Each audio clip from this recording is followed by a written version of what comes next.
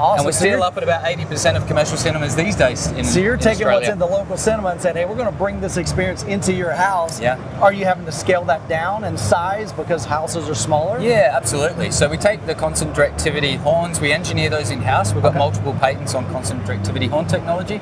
So we take that technology in the big speakers and we scale that down to something that works in a residential environment, because even though they're smaller to medium rooms, they still need control over the dispersion. We still want to be able to control what sound is going where. Hey, what's going on, guys? Today we are here at CEDIA 2025. I'm here with Michael from Krix. Michael, I'm super pumped about this. We had a chance to hear your demo last night. Yeah. Phenomenal system you brought here to the show.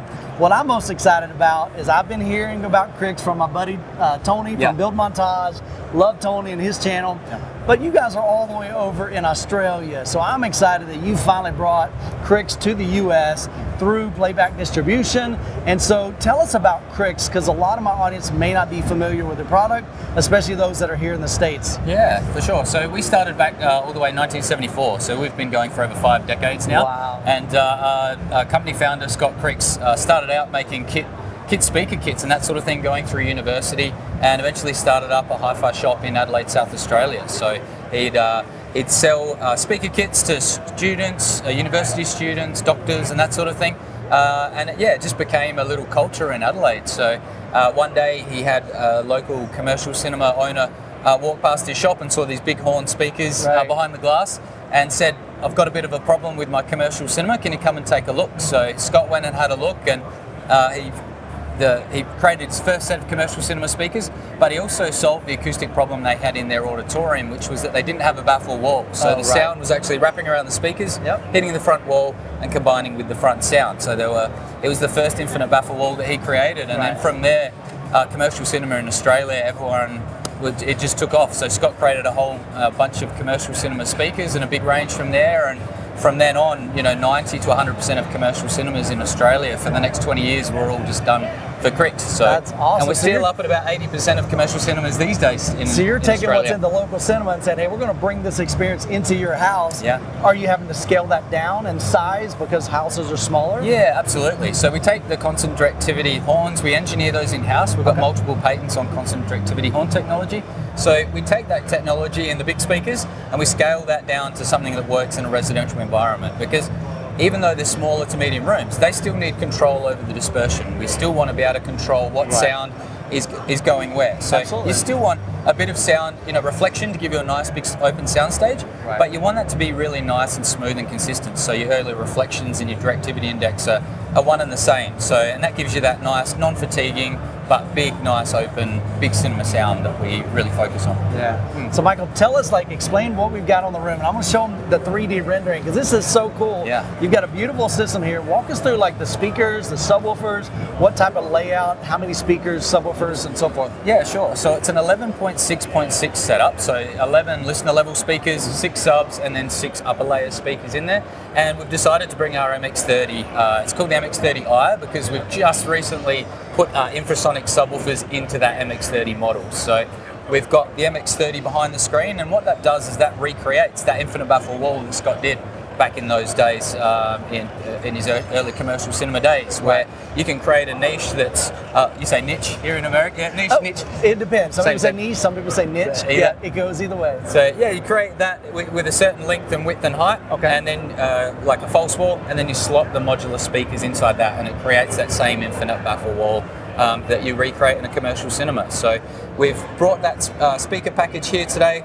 That runs as the front, and then we've got the new big subs, the new infrasonic subs. So what we've done for the show, we've decided to double up the number of subs that are behind the screen. I like that. Yeah. I'm okay with that. Yeah. So going from 2, we thought, hey, let's make it 4. So we've stacked those, and it just so happens that that's in a nice layout that works with waveforming as well. Sure. So, and then we've got the 2 subwoofers up the back of the room. So that's the main sort of front stage in the subs. And then for all the other surrounds and overheads and height channels, we've kept it all the same speaker, which is the Hyperphonics 45, which is just, for the size, we're getting a lot of comments on just the output of those, and they just hide away as well. We were just having a chat before, they're just so compact, and we've made them a shape where you can actually put the bracket on and rotate it, and it doesn't really stand off the wall too much. They're sort of like a trapezoid shape that makes it nice and easy to aim them towards the seat, and that's what you want for performance rooms, you want to be able to aim the speakers towards the main listening position without making them too deep or hang off the wall too far. Yeah, that was the one thing I noticed. They were super low profile. And so those of you that don't have a big room and you're like, man, I want big sound, but I don't want a big speaker and towers, and even some of the wall speakers are going to be huge. Yeah. So that was the first thing I noticed. They're very slim profile, so I think that's going to fit in a lot of applications. One thing that's kind of, to me, it's interesting is you used all identical speakers on the side and the heights. And guys, if you can do that, that creates an immersive experience that is hard to replicate when you have a lot of mix match speakers. Yeah. You can still get a great experience that way, but if you can do that, that's great. Yeah. And the fact that your surrounds aren't massive means that you can install those, and you have brackets. Yes, yeah. Even better, because a lot of brands are like, hey, we got these cool speakers, but we don't know how to mount them. And then you got to figure out something, and then there's liability. So you've created a bracket to make those easy to mount on the sides, on the rear walls, on the ceiling. Yeah. And then the front baffle. So again, there's some acoustical benefits to being able to do that. Yes. I was talking with Matthew Pose, and that's where I first learned that sound radiates around a speaker. Yeah. And when you do that, it's causing some reflections. And so if you can stop that, so now you just have this sound wave coming forward. Yeah. That's super cool. Yeah. One question I have about that though is, like, not everybody has the same dimensions width of room. So my room's 13 feet wide. Somebody else may have a 15 or 17. So how does Krix accommodate for that? Because this is like a baffle wall. Yeah. Are there different size fillers? I don't know what you would call that. Yeah, so we've got a few MX systems. So this is just a specific part of our range. Sure. But we've got the MX5, 10, 20, 30 and 40, and they all start at differing widths. So so they start there. Yeah, so different sensitivities, power ratings, and associated price with them as well. So the bigger the system, the wider it is. And then if you find, which can quite happen often with wider rooms, is that we've got absorption spacer modules that you slot them in. There you go. And it slides the left and the right out, and it maintains the same baffle, and it's got the same pattern on the front, so it all just looks like really nice and neat, and you can push it as far out as you want. So we do find people, if they really would like to be able to put their speakers in very specific locations, they might or move things around, or even for waveforming where they're trying to fit more subs in, where you might not have the room in the wall. We've got versions of the MX30 that are in a single cabinet, and then we've got ones that are scaled down a bit as well, like our OWX50 and 55. Fantastic for that. They've got a compression driver and a horn, and two big 6.5-inch drivers with 2-inch voice coils in them, so they've got tremendous output.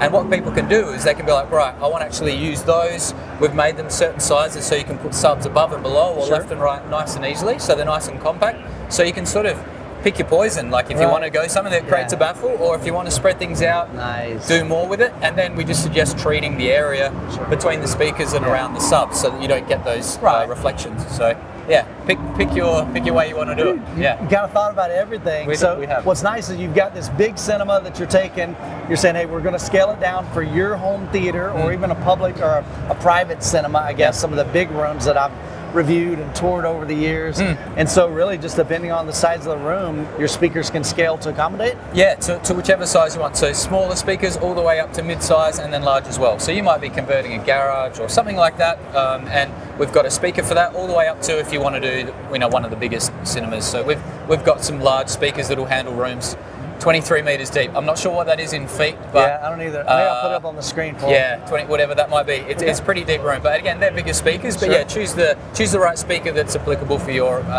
for what you want to do and achieve in your room. So now, if somebody doesn't want to do like on-wall speakers, do you have some in-wall solutions for either ceiling or walls as well? Yeah, we've got in-wall solutions there as well. We've got a whole in-ceiling range too. So they feature fully enclosed back boxes too, so the sound isn't leaking out into the room. So we've got a couple of those on the stand as well, which you'll be able to show in the B-roll. But they're fantastic, and we have the IC52, which actually angles the sound, has a 20-degree angle baffle on it as well, which angles the sound towards your seat. So there's the in-wall, on-wall, in-room as well. So we've got models that you can sit in your room. And that's a nice thing. We've got one model that we've got 6 varieties of. So there's an in-room, an on-wall, an in-wall, a wedge, So we've tried to think about every situation where if you're an installer or an enthusiast, you want to install this, which one do I choose, and put that in, and away you go. Yeah. So the folks that are in the US, so they would contact Playback Distribution if they were interested in this? Yeah, Playback Customer will be able to point you whichever way you need to go, and and get to experience Krix in the USA finally. So we appreciate everyone's been patient waiting for us to get here, and this is the first CEDIA we've done. And that's awesome. It's been such a great response. Well, there's a line literally right now out the door. Yeah. There's been a line yesterday, all day today. Yeah. So you're doing something right. We hope so. Word's getting around. People are like, who's this Krix thing? So I'm just excited. The more options that we have consumers, the more we win as consumers. And so we know every brand isn't going to fit everybody's budget and size constraints and look and appeal and everything. So I love what you're doing. Tony speaks super highly of it, and I'm excited. I finally had a chance to hear it, and I really, really enjoyed our demo with you guys. Excellent. Thank you. Thanks for your time, and really appreciate you coming here and having a chat, and it's been lovely to talk. Cool. Y'all have a great rest of the show. Guys, I hope you enjoyed the video. We've got more content here at CEDIA 2025. Hope you enjoyed the time here. God bless, and we'll catch you in the next video.